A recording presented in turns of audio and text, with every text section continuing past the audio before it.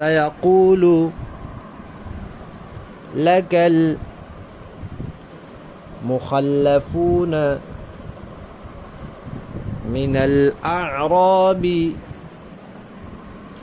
شغلتنا أموالنا وأهلنا فاستغفر لنا. يقولون بألسنتهم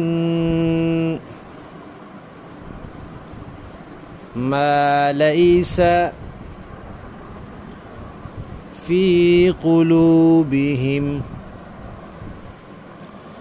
قل فمن يملك لكم من الله شيئا إن أراد بكم